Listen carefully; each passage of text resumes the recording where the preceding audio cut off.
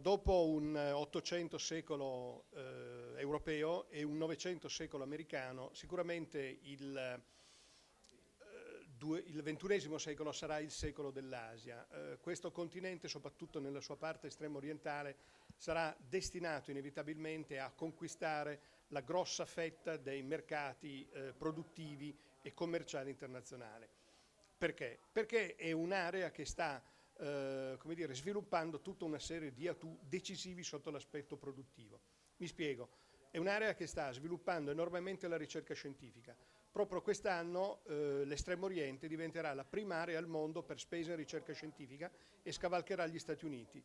35% Estremo Oriente, 34% Stati Uniti, soltanto il 23% Europa.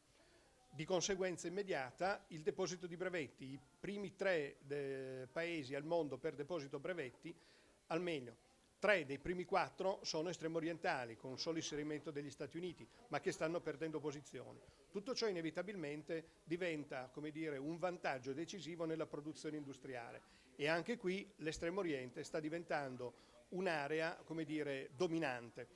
Un terzo ormai della produzione industriale mondiale si sviluppa in questi paesi ed è una produzione industriale a crescente valore aggiunto e quindi significa alta resa per chi produce e come dire, conquista di fasce di mercato che tradizionalmente erano rimaste appannaggio dell'Occidente. Uno dei segreti, forse il principale segreto di questo sviluppo, al di là di ricerca scientifica, produzione industriale, eccetera, è il fatto che l'Estremo Oriente ha con molta lungimiranza sviluppato direi una grandissima capacità di creare liberi mercati.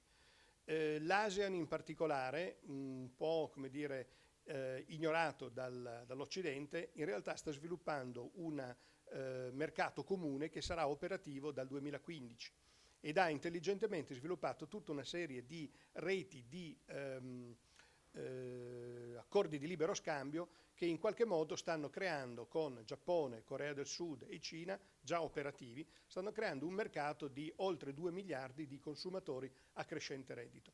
Questo in realtà ha servito anche come possibilità di correggere in corsa la crisi economica che si stava riversando dall'Occidente verso quest'area.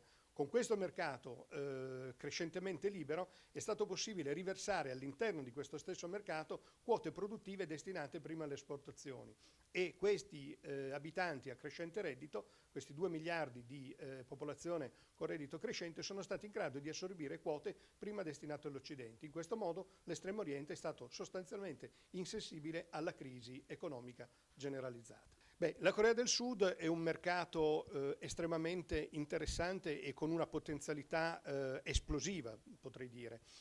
Non ha forse più i tassi di crescita degli scorsi decenni, quindi cresce forse un po' meno di quanto sta crescendo la Cina o di quanto sta crescendo l'India nell'ultimo biennio, ma in realtà è un mercato che ha delle potenzialità estreme perché sta diventando un mercato anche maturo sotto l'aspetto produttivo e sotto l'aspetto della capacità di import. È un mercato che ha sviluppato moltissimo la ricerca scientifica, è leader in settori che sono estremamente importanti, è leader nella produzione automobilistica, è leader nella cantieristica mondiale, cantieristica navale, è leader nella produzione, vuol diventarlo sempre di più nella produzione di centrali nucleari, ha sviluppato un modello di reattore nucleare che intende nel raggio di un ventennio conquistare il 20% del mercato mondiale, sempre che il mercato della produzione di energia nucleare abbia ancora un futuro brillante